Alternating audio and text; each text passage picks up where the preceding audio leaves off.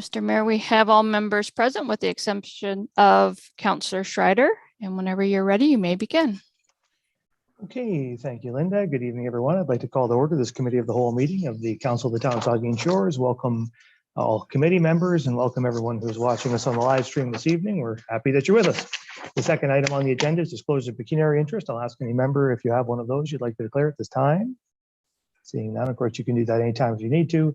We have no additions, deletions, or amendments to the agenda. We have no open forum requests. We do have one delegation, and it is from Della Avil, and who is the president, and Anne McKay, who is the vice president of the Saugeen Rail Trail Association, and they're here to talk to us about bridge concerns. And so we'll bring Miss Avil and Miss McKay online. There's Anne. We have Della there.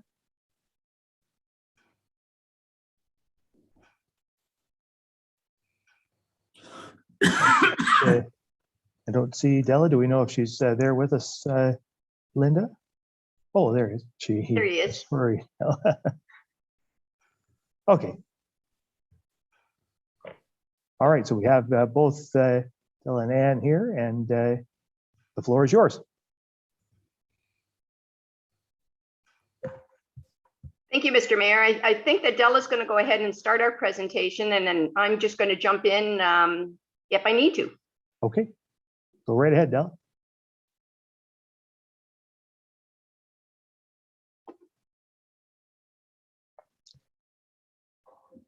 Can you hear me there, Della? Do we have you? Not sure. Hello, Della, can you hear me?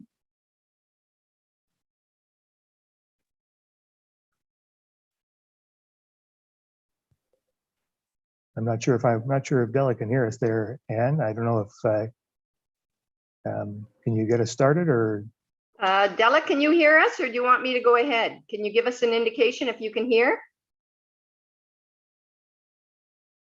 I think he's not hearing us. Okay, I'm kind of the backup guy. Okay, well, I don't know. I'm here for more. Linda, I don't know if Linda can. Linda's sort of flashing in and out there. I don't know if she's able to get through to Della, or. Yeah, and I apologize. I wasn't there for the audio test, but we're having some sort of. I'm trying to get through to him, but I'm thinking, Anne, that you may just have to continue. Okay, well, we do. Della, if he can hear us at any time, I'd be very pleased if he'd jump in. If not, I'll start and go from there. Yeah, we do have your letter too, Anne. So we have that information as well. The council has an idea what the issues are, but maybe you can hit the high points for us. Okay, good enough. In context, the Saugeen Rail Trail Association has developed and maintained the rail trail for 31 years this year. The Saugeen Rail Trail Association has had a land lease agreement with the town this whole time for the sole purpose of developing a linear parkland for non-motorized use. All members and board volunteers who daily maintain the trail, raise funds, and raise awareness for its use do so on the premise that this trail is for non-motorized use. If non-motorized use is allowed on the trail, it undermines the reason for existence of the Rail Trail Association, and we feel likely volunteering, support, and fundraising, all strong on the basis of a non-motorized trail, will drop. The pedestrian bridge was constructed and paid for in 2009 through the fundraising efforts of the Saugeen Rail Trail Association for $50,000. Vehicle barriers were installed to prevent motorized vehicles from crossing the bridge at the direction of the police. Policing in this area and the rail trail, especially at the south end of the trail by Walmart, has always been a concern, whether it's the responsibility of the Saugeen Shores Police Force or the OPP. Unclear if the decision to allow snowmobiles to cross the pedestrian bridge over Mill Creek and then to use the rail trail from the bridge south to the town limits behind the homes on Maple Drive included enough input from homeowners in that stretch who will now have snowmobilers using the trails behind their homes. Motorized vehicles have access to the south end of town already and have had that for 31 years. They can cross Mill Creek at the 6th concession or at Bruce County Road 17.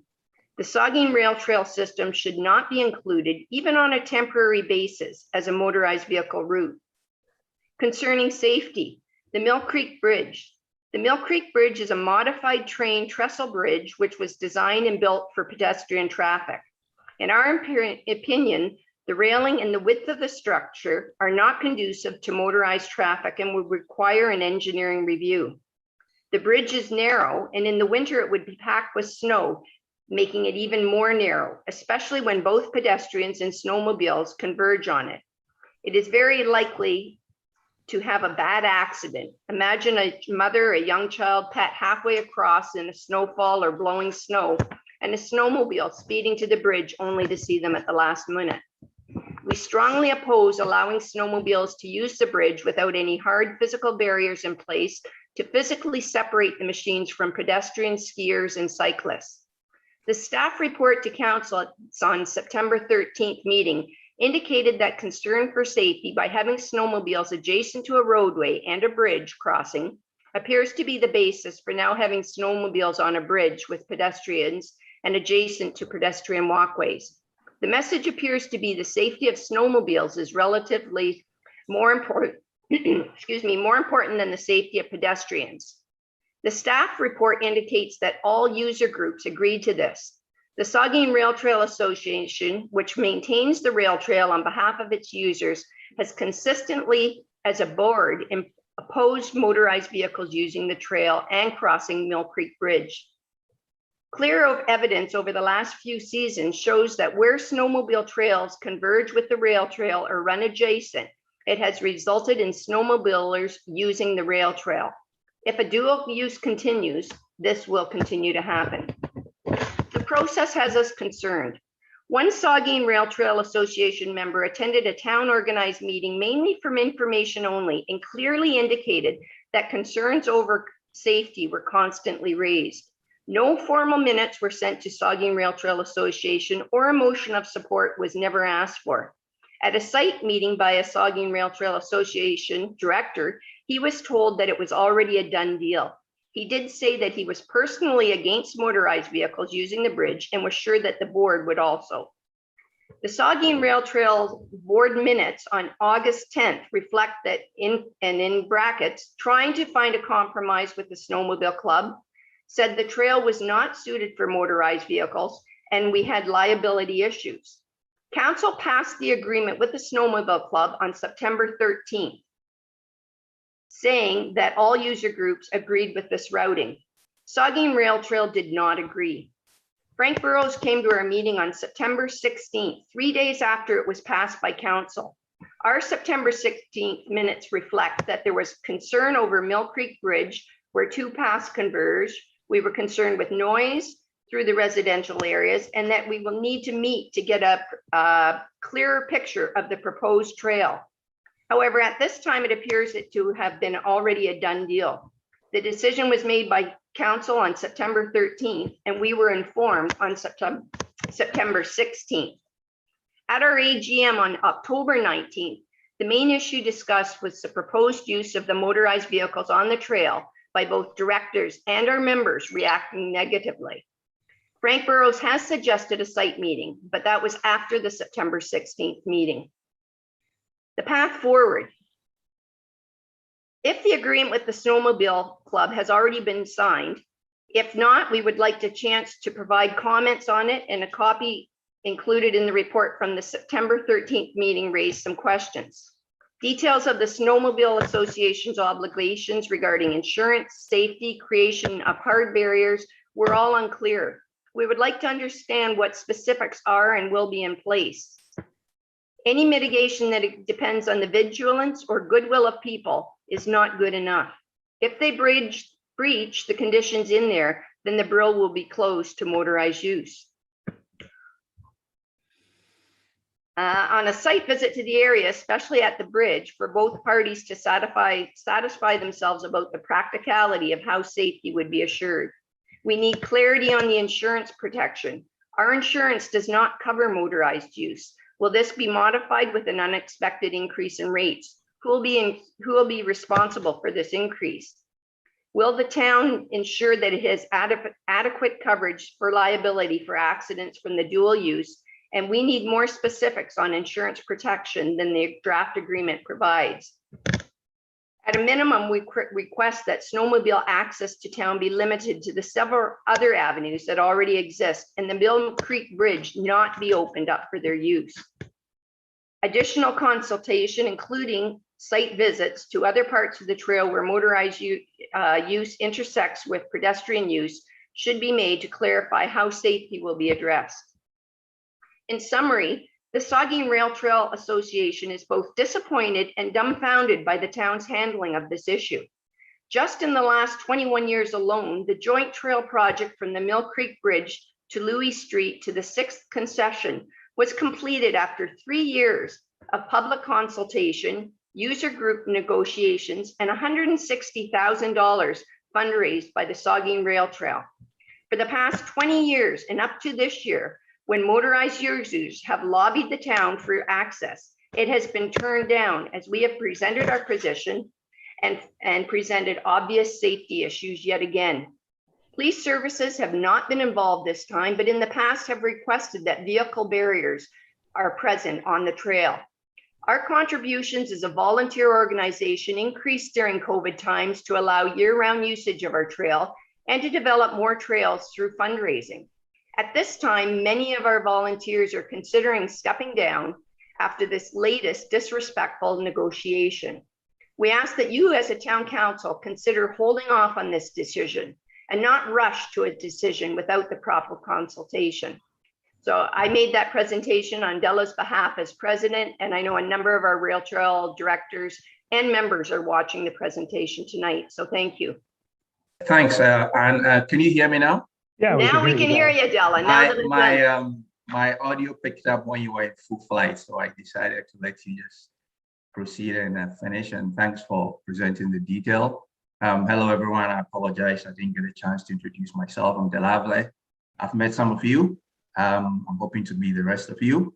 For those of you who don't know me, I've lived here since 2009 from Toronto, but I've lived everywhere in Boston, etc. But one of my passions has been cycling, and the trails here were one of the things that really excited me about this place. So I'm happy to be here, and I'm happy to say I've convinced my better half to move here also. So now the entire family is here.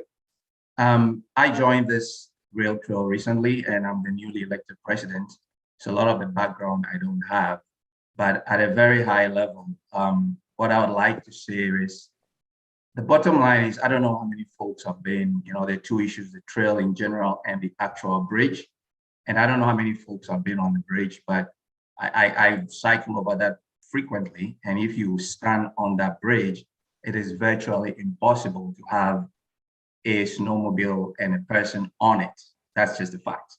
And I don't know whether you can engineer it such that it's wider. I have no idea whether any work has been done, but I think from a safety perspective, if there is a process that says, if the town's position is we must have a bridge used by the snowmobiles, then my question would be, what are the hard barriers to make sure that you don't leave this to the goodwill of somebody who might or might not notice, a mother and a kid walking on, or vice versa, somebody walking in the middle of winter, noticing a snowmobile coming. So to be perfectly blunt about it, if there is no physical barrier, and I'm a lawyer by practice, so I just look at potential downside of things happening, and I worry about that. And the details that Anne gave as far as insurance and so on, as she said, we looked at the agreements or the draft agreements between the town and the snowmobile organization.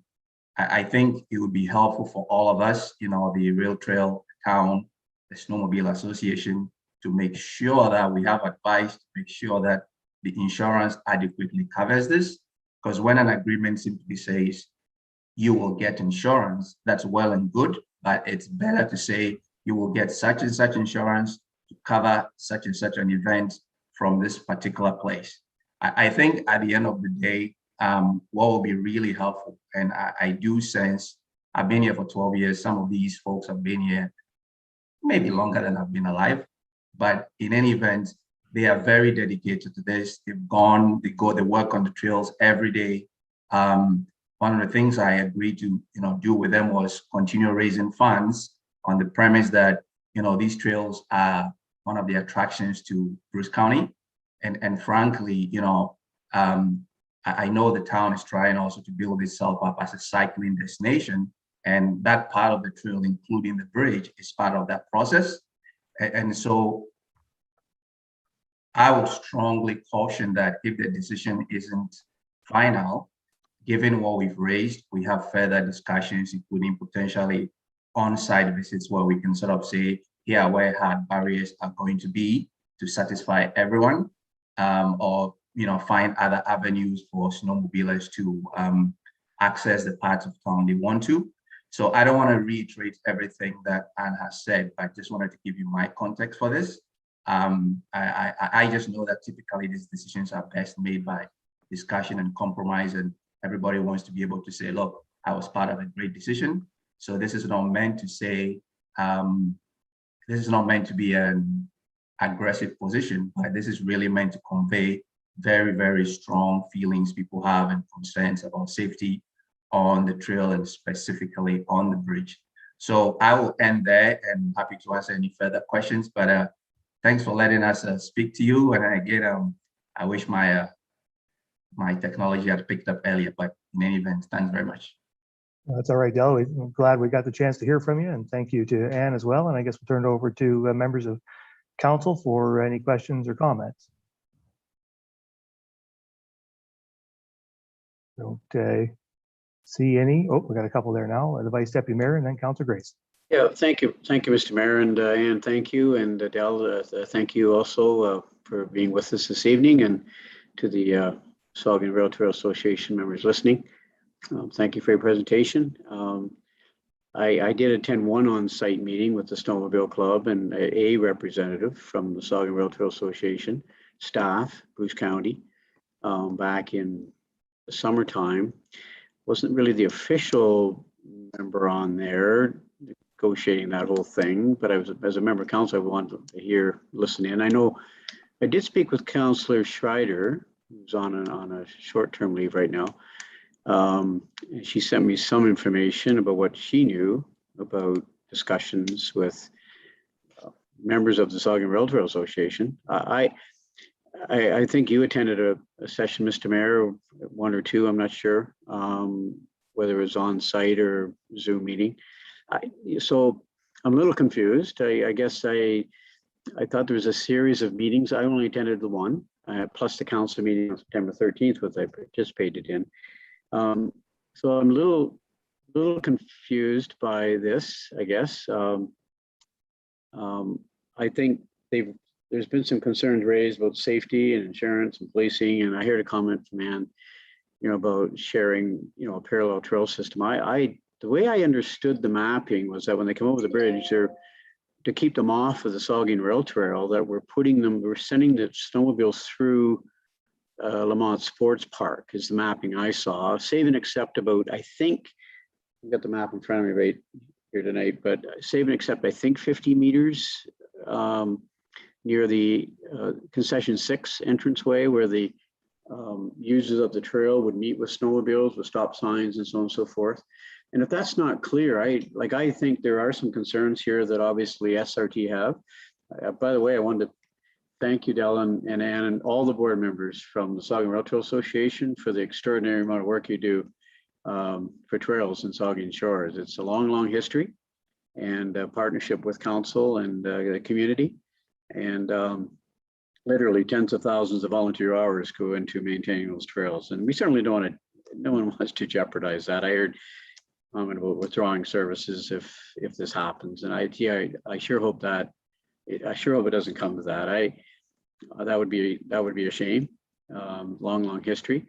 I'm just wondering, Mr. Mayor, in light of the safety issues, insurance issues, policing. I thought we had this done, but there are still some concerns. I'm thinking we really do need our Director of Community Services, police services, our member of Bruce County staff, and our own staff. Have policing in on the meeting with Saugeen Rail Trail members.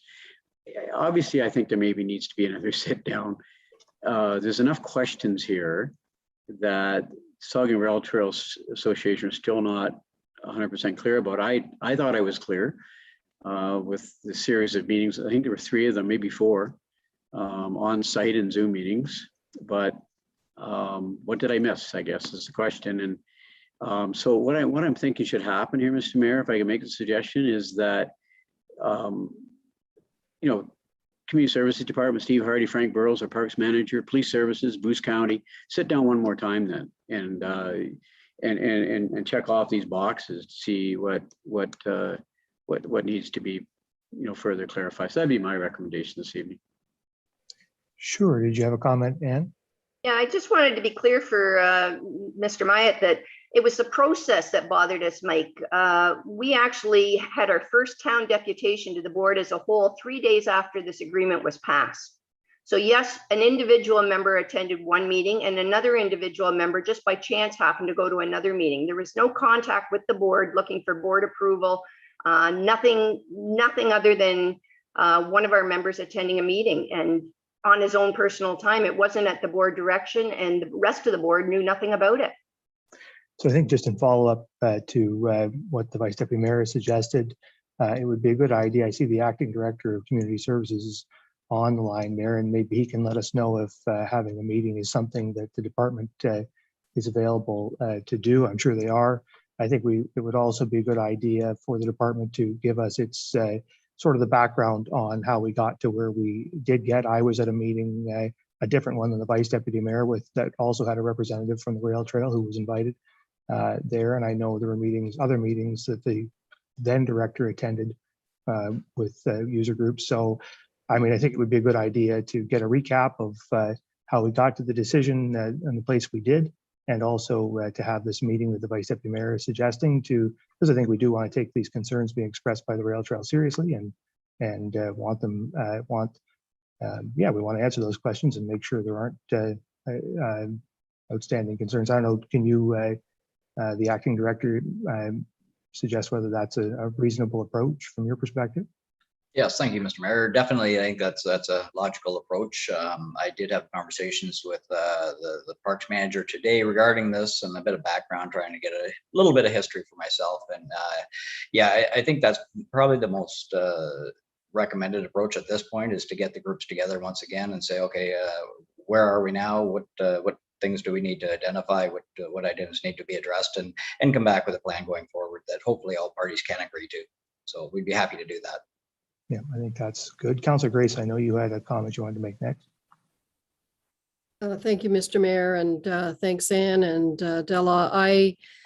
I don't have anything really to add except to echo the Vice Deputy Mayor and Mayor's comments about, I think all members of this council supported this plan, and I know I did, with the understanding that this had been crafted with the participation of the Rail Trail Board and the approval. So I think, I certainly support going back to the discussion stage and trying to work out, as Della said, a compromise that will satisfy everybody.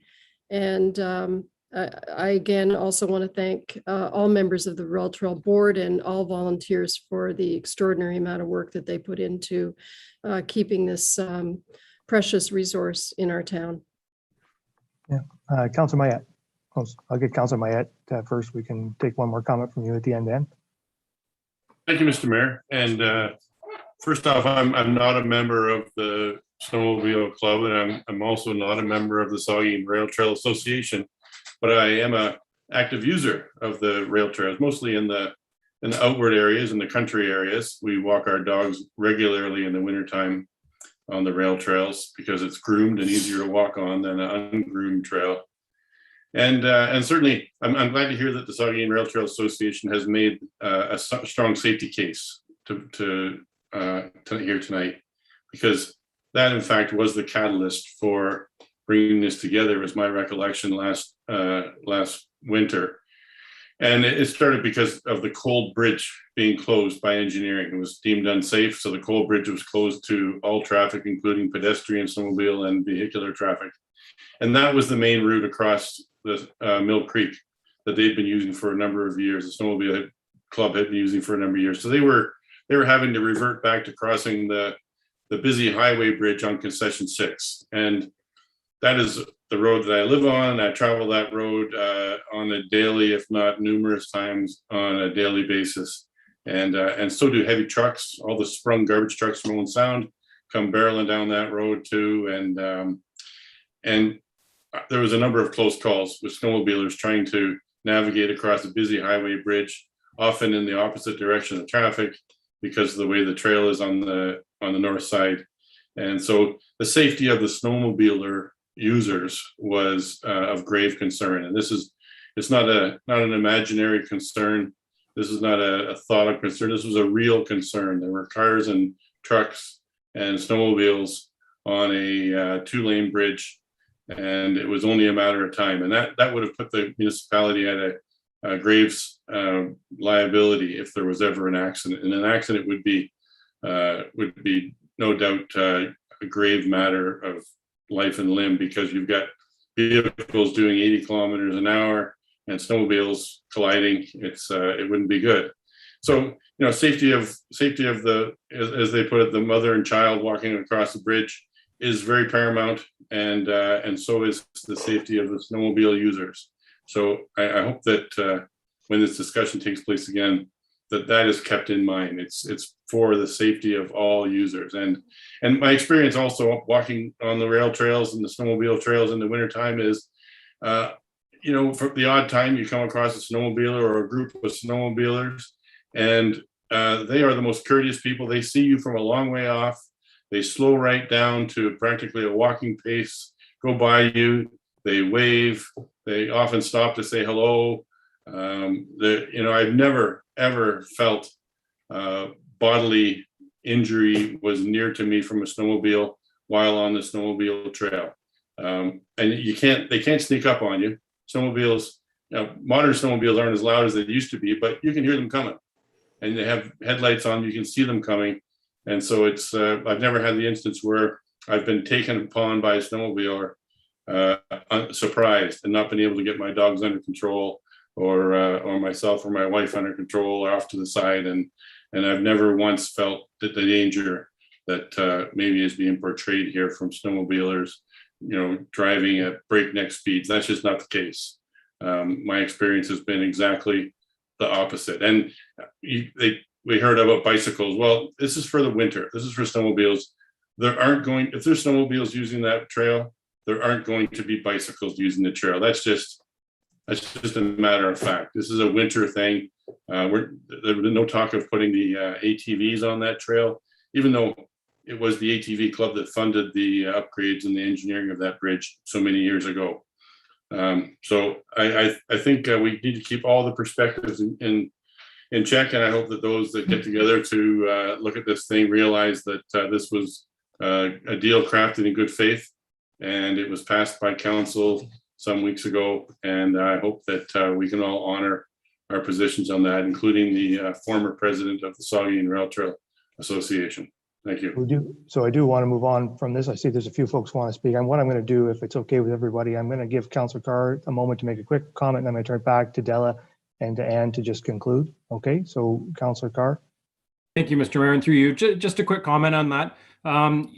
I am the alternate for the Rail Trail Association, so I definitely appreciate a contact on this one to be able to sit on it as well. But I would also ask too, if we're going to do this, I hope it's going to be done in a timely manner, as the Snowmobile Club as well too is a volunteer group that mans and marks these trails. And it will be a major obstacle for them again to try and reroute this trail around if they've already, unfortunately, from what we were told, I guess, to what the situation is going on here, maybe aren't lining up. That's so I'm getting at is we need to get to the bottom of it sooner than later. I don't want to see this dragged out, because the Snowmobile Club at this point would be under the impression that they're running through there. They would be prepping trails. They'd be making their preparations for this season now. So it's one of those things that we can't sit on, that if, I understand, I hear the rail trail and I want to make sure everybody's happy in the situation as well, but it's something we need to have happen immediately. That's all I ask. Yep. Okay, so I'll just turn it over to Dell and Ann, if you want to make a few concluding remarks, go ahead. Yeah, for sure. Thanks, Councillor Carr, and I couldn't agree with you more. We need to do this ASAP. And just to be clear, this is not an issue of the rail trail being against snowmobilers.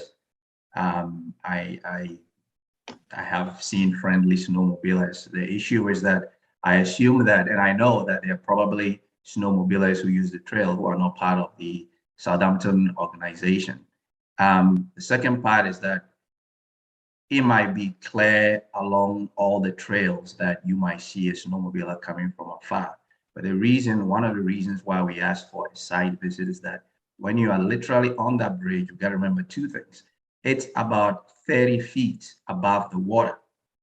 And I'm 6 feet tall. If I stretch my hands, I'm almost going to reach the edge.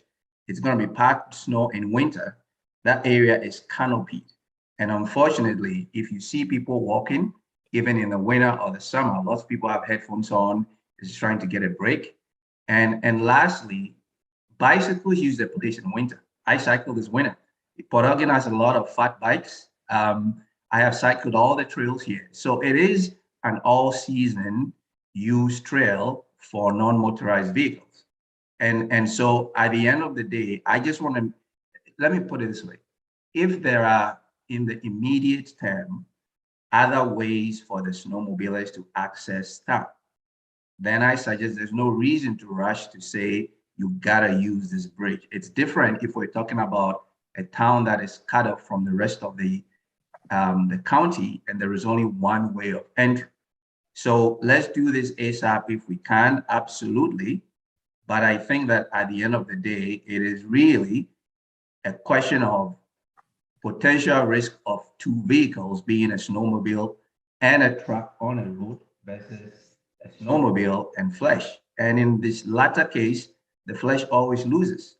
So let's just keep that in mind. I don't want this to be a competition between a snowmobiler and a walker. That's not what we're going. We just want to make sure that to the extent that snowmobilers can access the parts of town they want to without any undue restrictions on this one bridge, let's do it. And to the extent that the conclusion is they must absolutely use this bridge, then we better be prepared to say there are going to be hard barriers that don't rely on people's judgment. It just takes the one person who's not careful for us all to be reading somebody's obituary. We don't want that. Thanks for your time. Yeah, thank you. Ann, did you have any few words to conclude? Thanks, Mr. Mayor. Just a last closing comment that I think the meeting is a great idea. I think the meeting should be held with the whole rail trail board. I find it unfortunate that one member would be invited and then another meeting, another member, without the whole board having the opportunity to come and speak, because they don't speak for the whole board. Only we as a group can do that. So I really think it's imperative that the whole board meet on this, because the whole board disagreed with this decision. Okay, well, I think the director has heard that and all the other comments, and so he will proceed, and council will be hearing back on how this has played out in at a future meeting. So thanks very much for Ann and Della, and have a good evening. We'll talk to you again soon. Thank you very much. Have a good night. Thank you.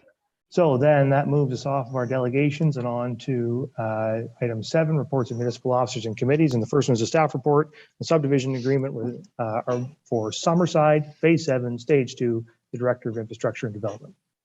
Thank you. Through you, Mr. Mayor. I also have Jay Posner, Supervisor of Development Services, here to help me answer questions after I introduce this report. Phase 7, Stage 2 is development in the Summerside subdivision. That is a 2,000 unit subdivision. This is the next 52 units. So they're proposed single family lots. It is north of Devonshire and west of Highland, to give you context as to which part of this it is. Parkland dedication was done in previous parts of the development.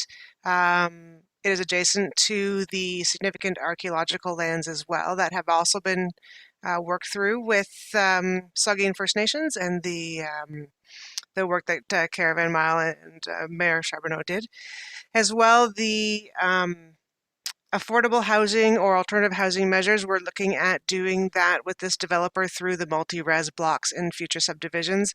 Almost half of the development here of units is in those units there, and we feel that's the appropriate way to handle it in this development. So this subdivision agreement will allow those 52 single-family homes to be put onto the market in the near future. Okay, thank you. There is a recommendation. I'll read it, then we can take questions or comments. It's recommended that council pass a bylaw to authorize the subdivision agreement with Lord Elgin Estates Developments Limited for Phase 7, Stage 2 of the Summerside subdivision. Questions or comments from members of the committee? The Vice Deputy Mayor. Thank you, Mr. Mayor.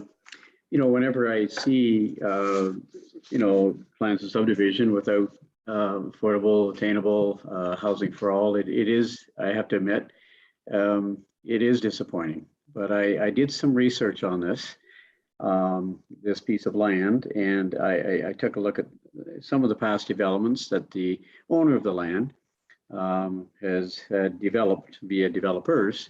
And you look at the Skyline, 180 units, apartment building units off of Devonshire, 22 secondary dwelling suites, north of the Skyline and behind the Holiday Inn Express.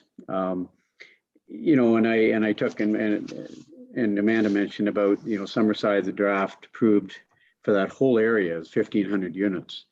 And of that, 609 units have been built or under construction. And 47% of all that development within Summerside has been medium or high density. So that's all good news. But, it'd still be nice to see all of these developments as they come forward, to include some, secondary dwelling suites. This one doesn't, but I think the landowner and with through the developers have done some good stuff in that area with the Skyline apartments and dwelling units and so forth. I also wanted to ask a question of Jay, because it's my understanding that in the very near future, Jay, if you could answer this for me, that there is a rezoning application, I believe, that has been submitted by the owner of the property to rezone some property from commercial to high density that you may be seeing in the near future in the same area. So can you comment on that? Is that factual? Yes, the proponent has submitted an application for several more, a few hundred more apartment dwelling units on land just west of the Holiday Inn. And that was submitted to the county early October, I think. So, and that's good news. And I guess my point, Mr. Mayor, and I know your stance on this, and I feel as strong as you do, but any of these subdivisions that come forward, we need to be seeing secondary dwelling suites, apartments to help our whole rental situation in this community.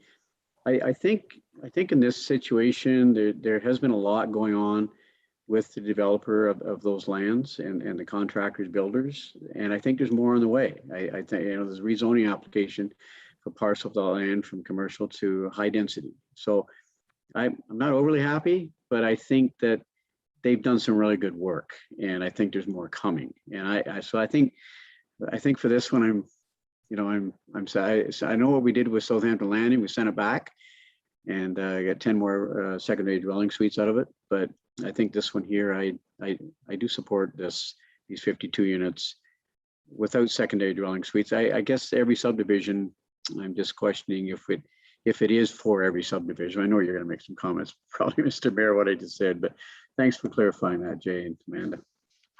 Okay, thank you. Further questions or comments from members? I don't see any. I will make a comment or two, I guess. I think it is, certainly this developer has done some good work. Those apartments, those are the Skyline apartments on the north end of Port Elgin are the last major apartment blocks that have been constructed in the town of Port Elgin.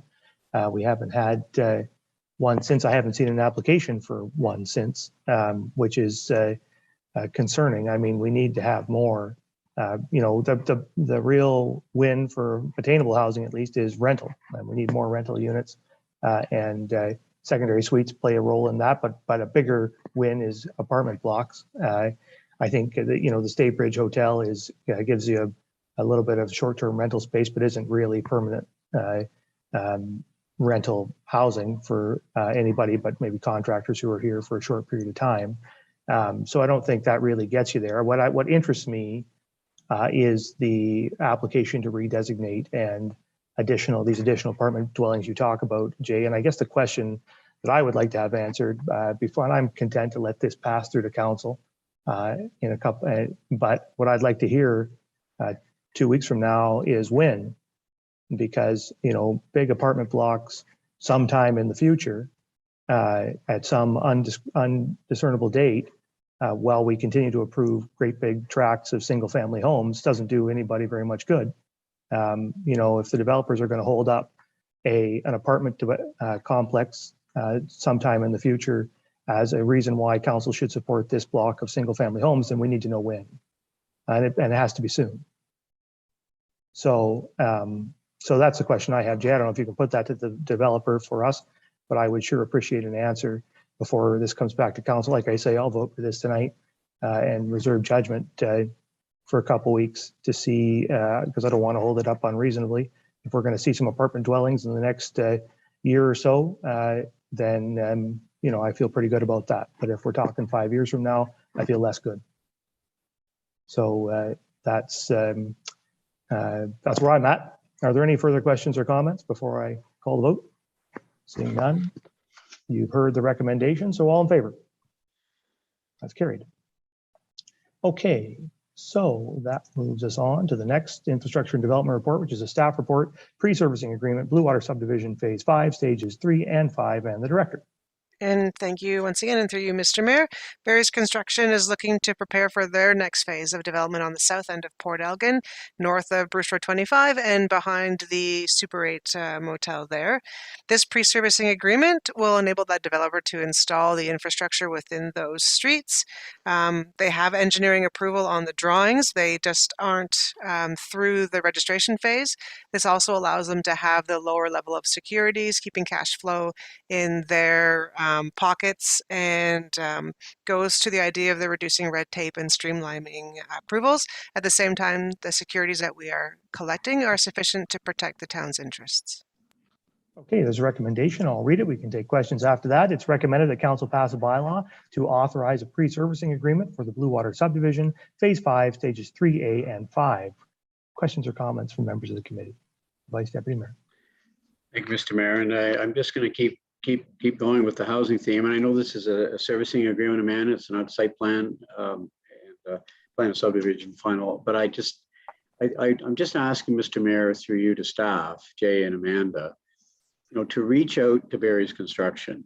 They just completed 150 unit redevelopment of Strathcona School in Old Sound using CMHC financing with I think 10 or 20% of the units under market rent, and it can't. And they've just completed a second apartment dwelling over there, similarly with CMHC finance. It can be done, and I know this is a servicing agreement, Amanda, but I just think it's an appropriate time to make comment, you know, to reach out to Barry's Construction, say, you know, when are we going to see high density apartment units in this community? I thought we were going to see down at Blue Water at the south end, and that doesn't look like it here. But is that something you and Jay can you've heard? I think the message keep hearing from council, but reaching out to Barry's to say, hey, look, there's a real need here in this community for high density 3, 4, 5-story apartment buildings, and when's your time?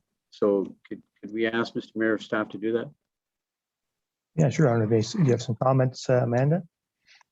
Through you, Mr. Mayor, we have had conversations with Barry's about secondary suites and affordable housing, but we can ask that specific question about 4 to 5-story apartment buildings and the potential for that with timing. Thank you. Thank you. Good. Further questions or comments?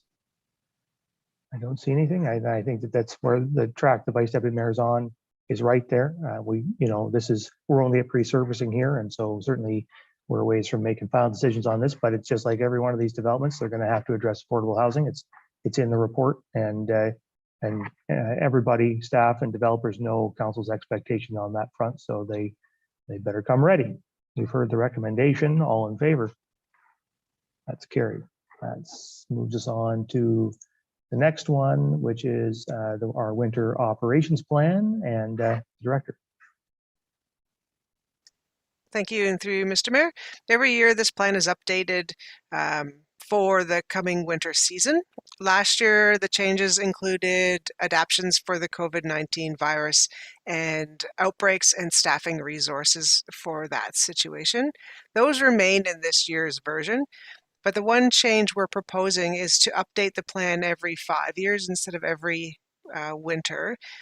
What this means is that the maps would automatically update to include new roads that are in developments, as long as those roads were to receive the same level of service that other roads of their same classification were. So if a new road was going in, but we were proposing to add sidewalk clearing to that road, then that would come back to council in that year. If we were going to just add more sidewalk to the sidewalk clearing maps that are in existing streets, that would come back to council.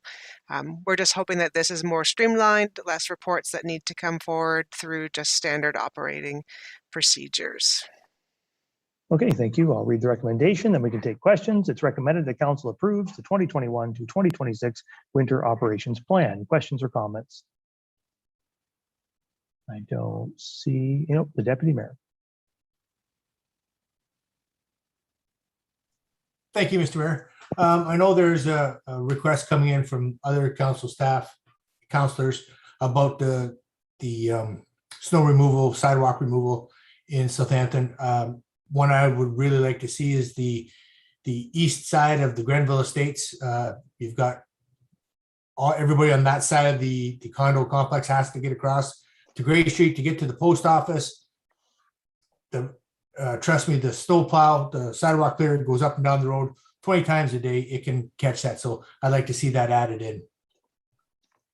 Any thoughts, the director? I can take a look at it again before it comes back to council and have it addressed.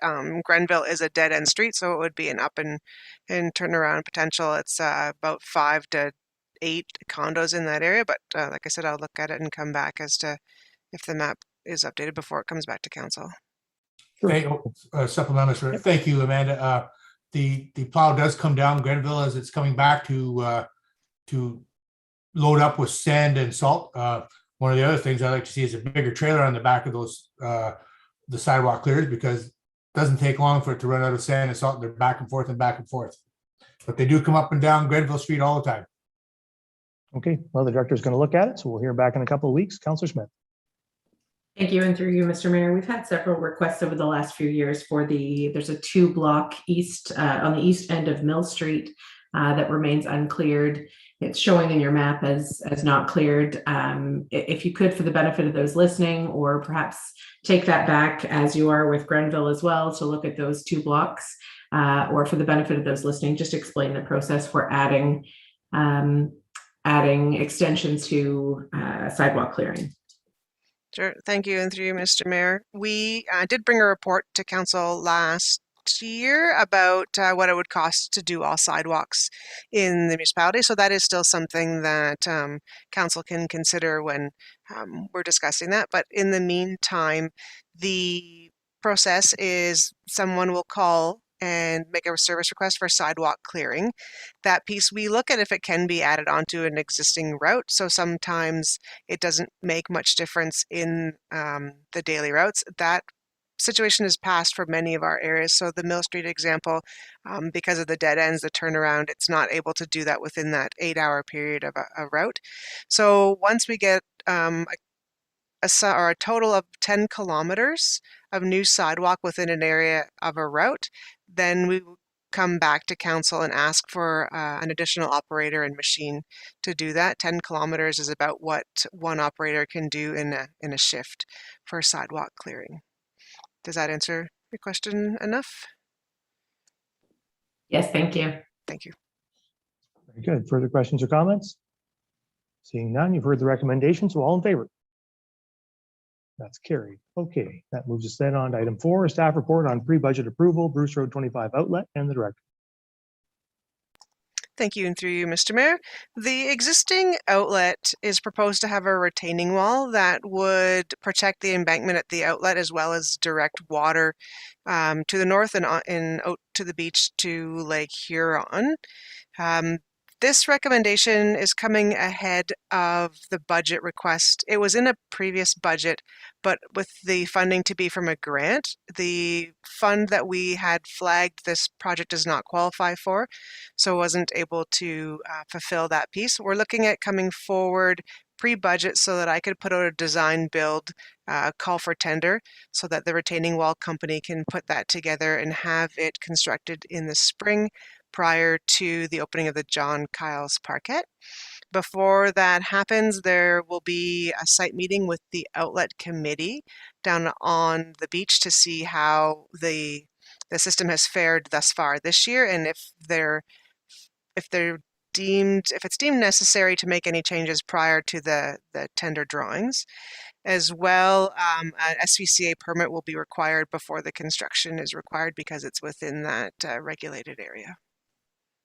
Okay, this recommendation, I'll read it, then we can take questions or comments. It's recommended that council approve a request for proposal be carried out for the design build of the retaining wall located at the storm outlet on Bruce Road 25, and that the cost is funded out of the 2022 capital budget through taxation, with the approval delegated to the director if satisfactory bids come in under $150,000.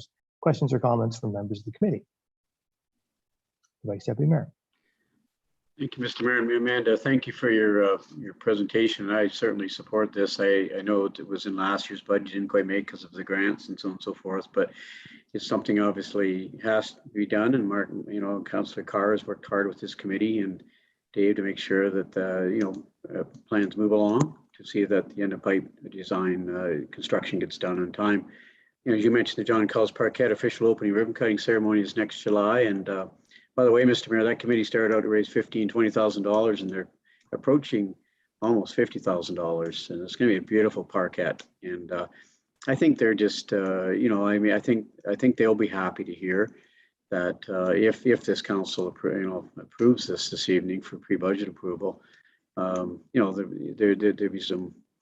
be pleased to hear that, and that they want to make sure, obviously, that the project gets it happens on time. And I guess my question, Amanda, even with pre-budget approval, is the schedule going to be tight for you? Did you say about Saugeen Valley Conservation Authority have to approve it first?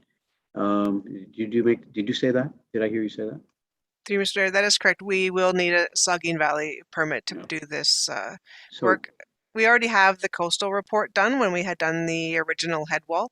So that is one thing that's already checked off. The Saugeen Valley has been involved in the outlet design before. It's just that permit is no longer in existence because that work is completed. So we need to do a new permit. It could be tight. It's all weather dependent on how the beach fares over the winter. I guess that was my question, man. Even with the pre-budget approval, will it get done on time? And I know you do everything possible to make sure it gets done. But Matt, as chair, I think I heard Amanda say that there will be one more site meeting chaired by yourself, and at that meeting the committee will have some input into what the final tender document may look like. Is that correct? Yes, thank you. And through you, Mr. Mayor, to Vice Deputy. I did talk with Amanda again today and followed up with that we will, as a committee, meet at the outlet to see how it's fared, as we had discussed last year when the striking committee brought it back to us and said that we could extend our committee on this one here, so we made sure that we did make the right decision here. I know as a committee we voted, everybody was in favor at the time, but we also did listen to everybody in the committee and said that we would come back and look at it again just to make sure that we are once again doing the right thing. And again, Mike, with this one here, I do support the pre-budget thing too, that as you've stated already, I know timelines are tight on this stuff, so I feel like this one is important to get put through now so that we can have it ready for that parkette. Yeah, thank you for that. I think to be clear, as has been pointed out, the committee is going to meet one more time to look at the outlet, but it's important to remember that council approved the design that was originally recommended by the committee. So if changes are recommended by the committee and by staff, then council will have to have a look at that finally before any changes are actually made. The committee doesn't have the authority on its own to change those designs, only to make recommendations to this council. So are there any other questions or comments? One small issue for me is the suggestion and the recommendation that it be funded through taxation. I'd rather not put those kind of restraints on council when it comes to setting the tax levy for 2022, particularly in the absence of being able to see the entire 2022 budget. My suggestion would be that instead we direct this be funded through reserves so that council has maximum flexibility with regard to the tax rate as part of the budget discussions. So I wonder if there's agreement around the table that we direct this be funded from the reserves. I don't hear any opposition. Councillor Mayette.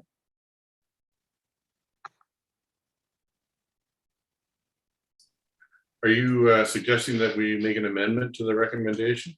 I can do it by consensus if there's no objection. Okay, then I agree. Okay, it looks like everyone's nodding, so I'm going to go ahead and read the recommendation with that change. So I'm going to read it one more time. That council approve a request for proposal be carried out for the design build of the retaining wall located at the storm outlet on Bruce Road 25, and that the cost is funded out of the 2022 capital budget through reserves, with approval delegated to the director if satisfactory bids come in under $150,000. Is everyone clear on the recommendation? I'll ask all in favor. That's carried. Okay, so that moves us then on to item 5, the Southampton Water Pollution Control Plan Expansion Draft Environmental Study Report, and the director. Sure, thank you. And the last time through you, Mr. Mayor, for a little bit on the agenda from me. So the wastewater treatment plant in Southampton, their expansion study is nearing completion. This is the last step in the Class EA. Once this is received and endorsed by council, the 30-day appeal period will begin. It will be posted and shared with stakeholders for that notification of completion. Since the last time council saw the report, Ainley has worked with both Saugeen First Nations and with the Ministry of the Environment to answer some of their questions, and they have been addressed within this report. The recommendation remains that we are going to be looking to re-rate the capacity of the plant, expand the inlet works, and to do upgrades for other portions throughout the plant to be able to meet the growth within the study timeframe. Okay, thank you. There's a recommendation, and I'll read it. It is that council endorse the Southampton Water Pollution Control Plant Expansion Draft Environmental Study Report. Questions or comments from members of the committee? We'll start with Councillor Mayette and then come to Councillor Grace. Thank you, Mr. Mayor. One question. Amanda, going through that report, there's some big dollar items in there. And when you see big dollar items like that, you get kind of nervous about escalation.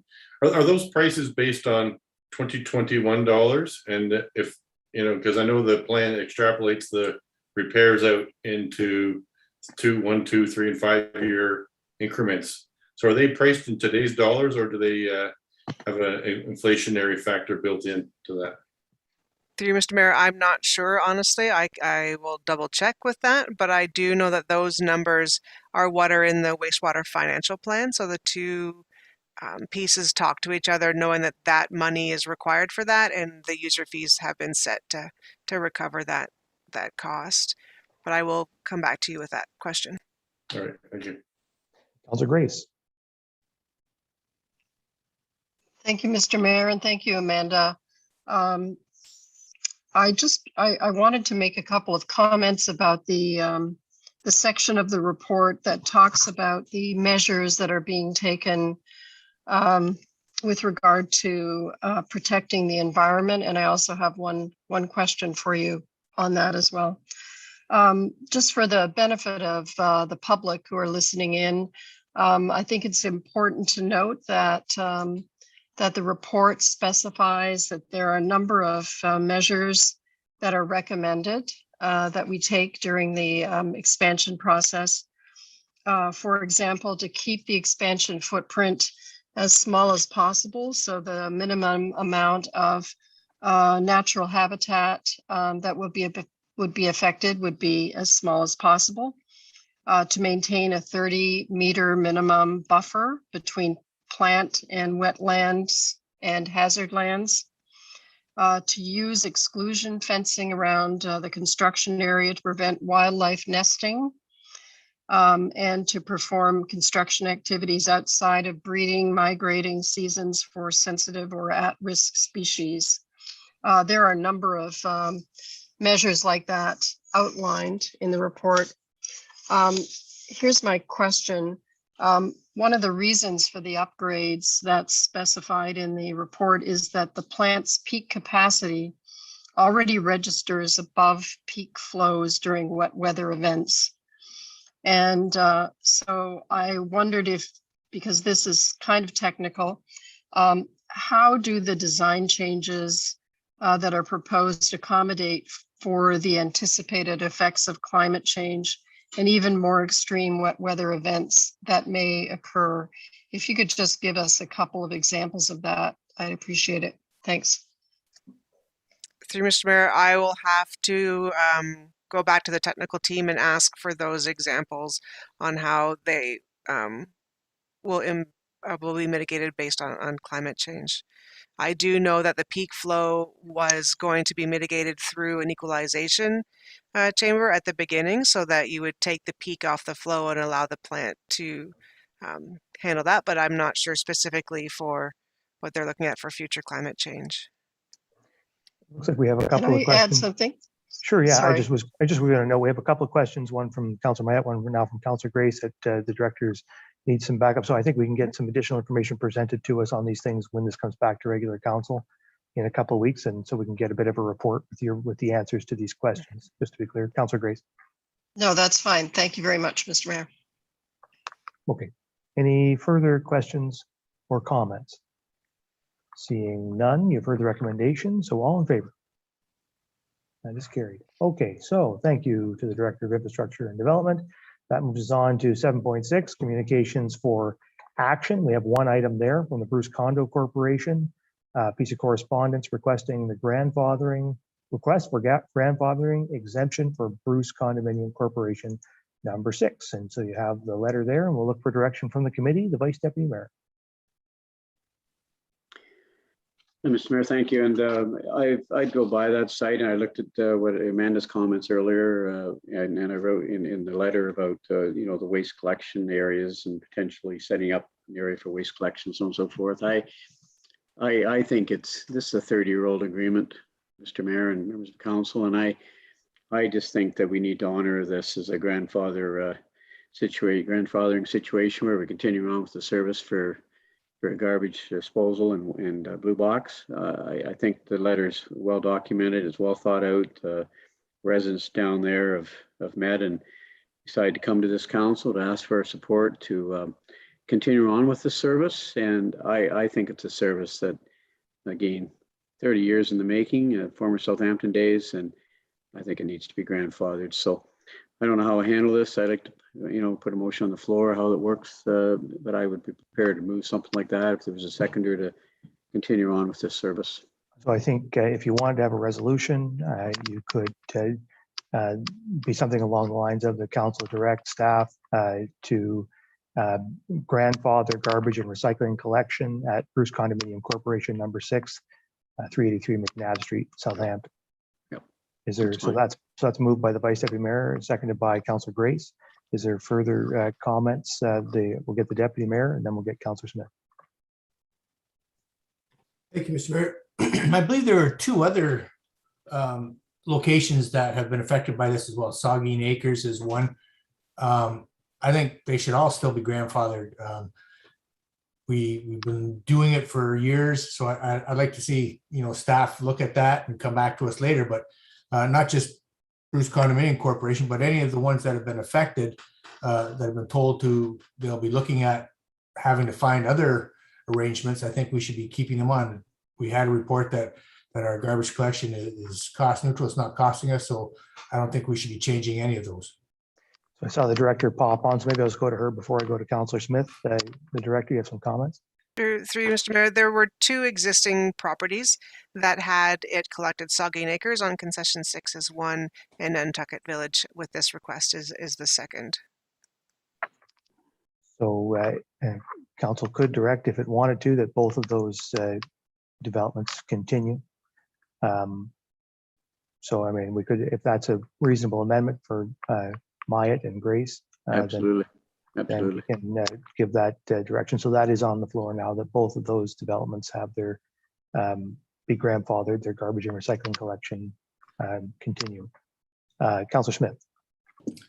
Thank you. And through you, Mr. Mayor, if we could just have some assurances from the director or staff that the current site plan agreement process would prevent a similar design flaw from not allowing this to happen in the future. Comments from the director? Through you, Mr. Mayor, we do have that as a requirement in what we ask in our site plan agreement right now. We do have the site plan agreement being reviewed by our lawyer this year as one of our initiatives. So we can make sure that that becomes a standard line in that agreement as it's updated this year. Okay, further comments is on the resolution before us. Councillor Mayette. It might also be worth noting that if any of these condominium corporations, the ones that we're grandfathering, are expanded, or if new condominiums arrangements come along that this is made explicit in their agreement. I think that's what Amanda just said, but I know there's expansion going on as well, and that we don't want to see escalating costs where it's not warranted. Okay. Further discussion. Is everyone clear on the resolution? Yes. So we'll ask all in favor. That's carried. Okay. So that then moves us on to communications for information. 4 items there. Any comments or questions? We'll start with Councillor Mayette and move to Councillor Grace. Hey, Mr. Mayor. I would just like to bring your attention to item number 1, the annual police report. I know this is Chief Zettle's first annual report, and he went to great lengths and great effort to put this together. He used a little different format. He went through it as it's laid out in the Police Act. So we commended him at our last Police Service Board meeting, and we approved that report. And I encourage all of you to take a few minutes if you haven't already and have a look at that. There's a lot of good information there that might come in handy when we do our budget deliberations in the next months. Thank you. Yeah, thank you for that. And congratulations to the board on their annual report. Councillor Grace. Thank you, Mr. Mayor. And on the topic of the police report, thank you to Councillor Mayette as the chair of the Police Services Board, and also to Chief Settle for the excellent report. I wanted to just comment and thank Chief Settle as well for his participation on the Attainable Housing Task Force last year in 2020, and also his participation in that committee's or that task force's working group, which I chaired, which was the working group on poverty and homelessness. And Chief Settle participated in that and provided a lot of guidance for our working group and the committee on how the police support those in need in our community. So thank you for that, Chief Settle, and congratulations on a successful first year. Thank you. Yeah, and all of that while bending themselves into pretzels to deal with COVID-19 as well. So an impressive year for the police service indeed. Further questions or comments on any of the petitions for information? I don't see any. So that moves us on to reports of municipal councilors, and you have my report there. And I just will note it's in the report, and I think it'd be of interest to members that the council did endorse the Bruce County's Cultural Action Plan, which I know some members have been looking forward to seeing completed for a while now, and now consultations are going to carry on from the county with the lower tiers to look at the appropriate path forward in terms of coordinating efforts and how we sort of make the cap effective in the lower tier communities. So I think that will dovetail nicely with some of the work that I know some folks on council are keen to do, and I think this will enable us now to, if we want to proceed with our own work at the lower tier level, to do something that fits well with the county's work rather than repeats it. So there for your information. And the other interesting thing, and I encourage you all to take a look at this work of the Municipal Innovation Council on smart beaches. I think this is work going on in Kincardine to monitor for dangerous water conditions. electronically, remotely, to improve swimmer safety. And so if you haven't had a chance just to click on that link in this report and have a look at that presentation, it's very interesting. And I can tell you when it was presented to the county, I expressed my interest in seeing once the pilot's complete in Kincardine, to see it roll out in the town of Saugeen Shores as well. I think it's a very exciting thing being pursued, importantly, by our Municipal Innovation Council, and providing value to us in that way. So that's a couple of highlights from my report, and we'll move on then to reports of department heads, and 2 items there. The first one is an information report with a tourism update, and we will turn it over to Shanna Reed, the supervisor of tourism. And there she is, Shanna. Thank you very much. And through you, Mr. Mayor. This information report is an overview of tourism in 2020. Just to keep you in the loop, that was our transition year, so we're through that. It highlights data retrieved from our peak seasons and identifies some of our successes that we've had. We continue to use the tourism strategy, and this is important, as a roadmap to prioritize the tourism activities. I would like to share with you a couple of the interesting data that was collected. And it was really shared through our website and our tourism centers, both in Southampton and Port Elgin. We continue to see locals using and accessing the information on our websites and in person, which is kind of interesting. And they want information on how to explore their own community. We also see an increase in Toronto and GTA visitors accessing the information. Our top 3 was local, GTA, and Southwestern Ontario, and that's no surprise there. Visitors' top interests were surprisingly maps. Everybody still needs a map in their hand, I guess, but that was trail maps, canoe routes, and also road maps. The second top on that was access to trails and where the trails were. And the third data piece on that was events and things to do. So not really surprising on that. The maps were a little surprising to me. In 2021, our priorities fell into a couple of different categories: governance and destination and coordinating our stakeholders, information centers and creating a hub for information, both on our website and in person, and marketing and branding, which included our website as well. And we also had a number of successes through our staffing model this year. Our pop-up tourism centers were very successful, including pop-up music at the harbor, games day, beach pop-ups, and supporting Ontario by Bike as well. We also had business support with information kiosks. We piloted this year with Thorncrest, and in their 2 centers, both in Southampton and Port Elgin. And we partnered with them to provide a business hub for information tourism for their customers. We also provided ad campaigns and marketing support local, and they were very successful this year as well. Canada Rocks was one of them, hashtag takeout day, local scavenger hunts, etc. In 2022, we are planning lots of new initiatives. We are going to continue to focus on destination development and 4-season access to tourism. We will continue to look for other businesses that would like to help us out with our pop-ups or our business location tourism centers. And we will be continuing to do ad campaigns and marketing to support local initiatives. Self-directed tours, for example, and storytelling about our area. So I'm happy to take any questions at this time.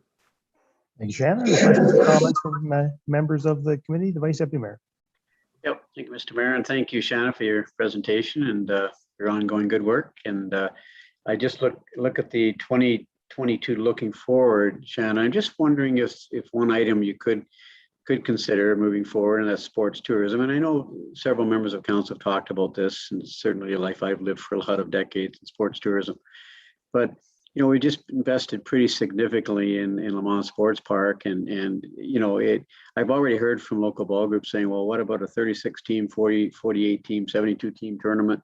Like the Ontario Slow Pitch Association provincial championships, 144 teams down in Niagara Falls. Now they've got accommodation to do that, no question. But I'm just wondering if there's something that you're going to be also adding to your quote list of things to do in the future is to do with sports tourism, because I think that not just the Lamont Sports Park, but our community complex and just all of our other natural amenities. Have you thought about that a little bit in terms of sports tourism? Yes, thank you for definitely, and through you, Mr. Mayor. That is one of the tourism strategies that has been identified in the 2019 document, and definitely something that we would be looking to move forward. For example, I mean, we even have the tankard coming in February, so that's kind of moving that forward for us for sure. It is definitely something that we will be putting on our list. The list is always changing too. Yeah, my former employer at Old Sound, we went after the sports tourism market in a big way, and there were tournaments almost every weekend, and hundreds of thousands of dollars in economic spin-offs generated from sports tourism. So it's just good to hear that you're thinking about that anyways. So thank you. Very good. Further questions or comments? Don't see any. Well, thank you, Shanna. I'm very much hoping that 2022 is going to be the year where we can turn the corner and start really promoting our community beyond the boundaries of Bruce and Grey counties again, and really start reaching out and inviting people to the community from far and away, like we always used to.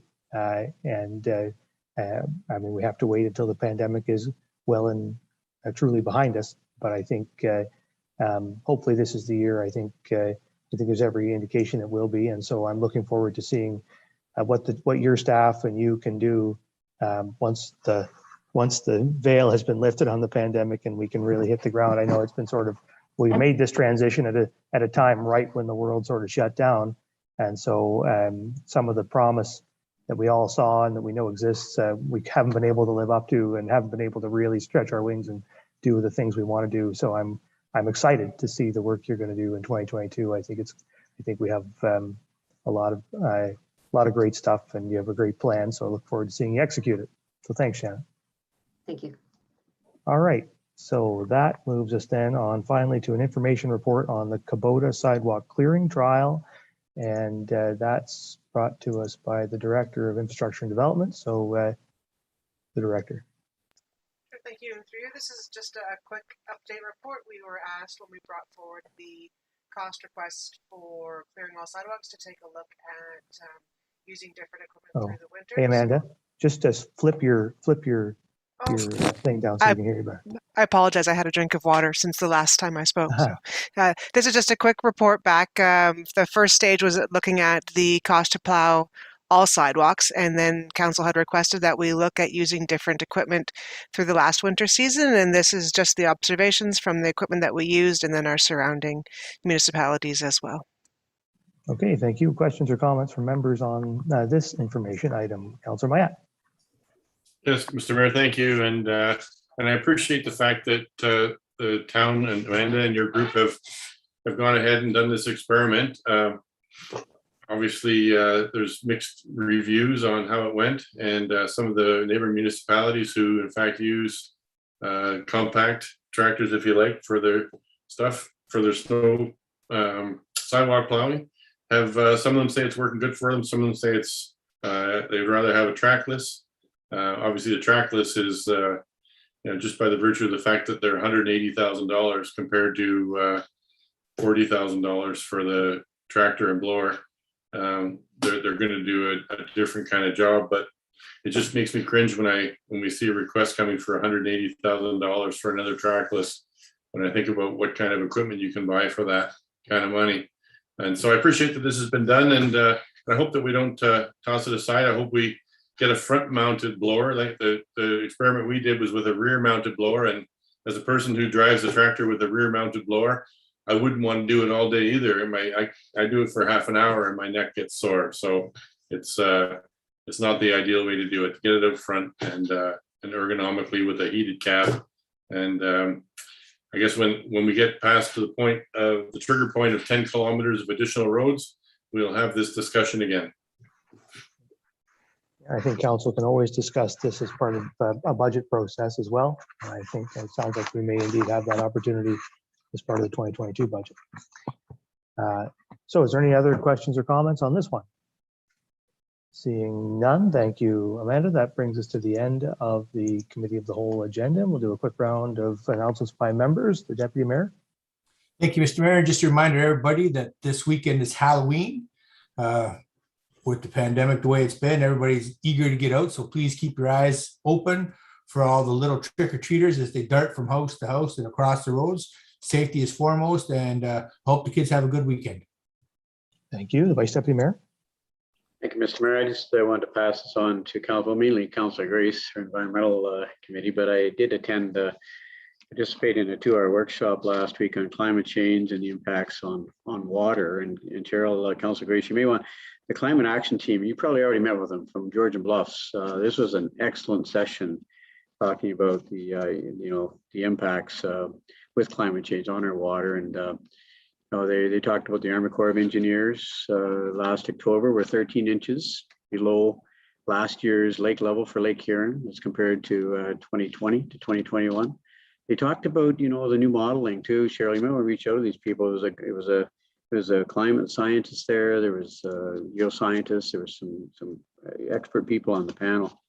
But they talked about the new modeling where they're looking at some trends now. They're maybe looking at Lake Huron levels dropping over the next 5-10 years. Surprise, surprise. So we've all heard different thought processes around that and different modeling, but it was really interesting to hear these two panelists. So Cheryl, I can send you an email with the contacts to these two experts. Blair Fellmite, who was a climate scientist, and some good information. So I'll send some information to you on that.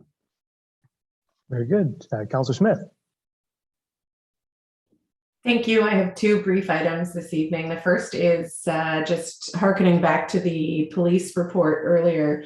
I just wanted to give a shout out to the communications team from the police services profile in that report. It's something that's often undervalued, the amount of time and effort that's put into the Twitter and social media accounts from those folks. They do a great job. They get shared quickly and information is disseminated as necessary for those issues.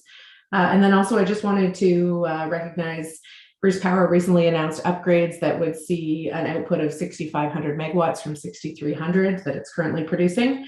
There were representatives from the Minister of Energy, as well as 2 other local, provincial, and federal representatives at the Bruce Power Visitor Center last week to hear that announcement, and it was great to see that investment. Okay, thank you. Councilor Grace.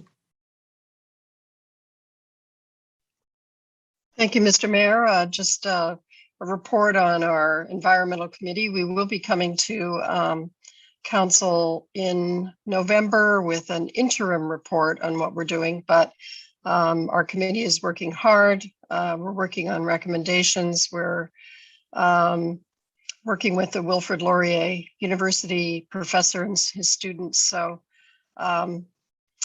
we haven't done an official formal report yet, but we are working hard. Thanks. I'm sure. Thank you. Councilor Carr. Thank you, Mr. Mayor. Just a quick one for me tonight. Just a reminder on the Halloween theme there of the Saugeen Shore Scarecrows that's going on. I think it started yesterday officially there. One of those things you can stop by one of the local businesses in Saugeen Shores and pick up a map and get out and support some of the families that have been out there building some pretty good scarecrows around town that we've seen, and more than anything to remember the food bank at this time of year, and hopefully we can see the community come together again and stock those shelves at this time of year. Thank you. Great, thank you. Councilor Mayette. Yes, thank you, Mr. Mayor. 2 things. First is, I know you always look forward to hearing about the fish.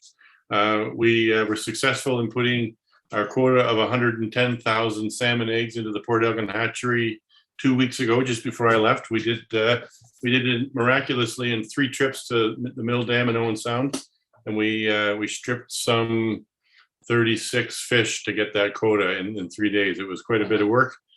Shout out to Harold Cowan, who coordinated that, Southampton resident and active member of our club. In fact, we just initiated a Harold Cowan Legacy Award, which will be an annual award for people who demonstrate dedication to the fishery and the hatcheries that Harold has done for some 36 years. And the second thing is a really exciting announcement. I don't know if anybody is familiar with over in Hanover, they have a facility they call the Launch Pad. And the Launch Pad is a facility where young people come and pick up real life employment skills, hands-on training by volunteers and by community members. They have a culinary program, they have a woodworking program, they have a welding and machining program, they have a computer workshop with 3D modeling, and so a couple of people from Saugeen Shores who work over in that facility, namely the spearheader. This is Kenny Kilday. He's a Scottish welder who lives in our community, very dedicated to helping young people. He has brought together a group of people, and we are coming up. We're putting together a steering committee for a Saugeen Shores Launchpad. We're calling it Launchpad 2.0. Emily Morrison from the Launchpad in Hanover is on board with us. I've invited Deputy Mayor Matheson to join us for his expertise in the education field. We've got Bruce Powers on board. We've got the endorsement of Mike Renchek, and he's put us in contact with Bruce from the NII. What's Bruce's last name? Anybody? Wallace. Wallace. Bruce Wallace. Oh, Bruce Wallace. Yeah, Bruce Wallace helping us. James Watson, myself. We've got Ken and James, the owners of the Brush Factory, working on some facility for us there. And this is really coming together. We're going to be meeting in the second week of November. November the 9th is our proposed first meeting. And this is going to pick up a lot of steam. We're going to be, sooner or later, we'll be in front of council with a presentation on where it is, where it's going, and what we need to make it really happen. But this is an exciting development for the young people in our community to give them a leg up on filling some of these holes in our employment sectors. So stay tuned for more on that. Yeah, very cool. Yeah, thanks for updating us on that. That's a great project. Look forward to hearing more about that. Just a couple of things from me. On the 20th of October, I was at two really exciting events relating to local healthcare. The first one was the launch of Saugeen Memorial Hospital Foundation's new campaign to raise money for a CT scanner at Saugeen Memorial Hospital, which I think is a really exciting endeavor. They started off with a bang, raised $75,000 right off the bat toward it, but it's a $3 million fundraising goal. So it's a major project, but of course, the hospital foundation always achieves everything they set their minds to. So I'm quite confident that they will once again succeed and bring a CT scanner to Saugeen Shores, which is going to be for a community of our size and one that's growing to the size we're going to become, really not nice to have, but a really essential piece of medical diagnostic equipment that we're going to need in our community. So I certainly encourage all members of council and all members of the community to support that campaign. They're calling it Bring Tom to Town, because apparently a CT scanner is, the T stands for tomography. I don't know what the C stands for, but the T stands for tomography. So you're bringing Tom to town. So anyway, just want to make a plug for that. And the second announcement was the opening of our brand new VON clinic at the Southampton Medical Building that afternoon, which, as everyone around here knows, is a long time coming. Many challenges to get to this point, but it is open. We have 2 VON nurses operating out of the Southampton Medical Building and offering some urgent care clinic time for urgent care walk-in clinic opportunity, which is just such a huge benefit for everybody in our community in terms of accessing primary health care. As everyone has heard, Saugeen Shores is very close to being able to provide primary care to everyone who lives here, which for a small community like us is a huge accomplishment. And the VON clinic is one step in that direction. So very exciting announcement. So with that, we'll ask, well, actually, I guess with that, yeah, we're moving on to adjournment. So we'll take a motion to adjourn. Moved by Councillor Smith, seconded by Councillor Carr. All in favor? The committee stands adjourned. We will reconvene as council at 10 after 8. Mr. Mayor, we have all members back present. You may begin. Okay, thank you, Linda. We'll call to order this regular council meeting. Second item on the agenda is disclose of pecuniary interest. Asking the member if you have one of those you'd like to declare. Seeing none, of course, you can do that anytime. We have no additions, deletions, or amendments, no public meeting. So that moves us on to adoption of the minutes, and we have the regular council minutes of October 12, 2021, and the committee of the whole minutes of October 12, 2021. And there's a resolution. The council adopt the minutes of the council meeting of October 12, 2021, and note and file the minutes of the committee of the whole meeting of October 12, 2021 as presented. Is there a mover and seconder? Moved by Matheson, seconded by Grace. Any questions or comments to any of those minutes? Seeing none, all in favor? That is carried.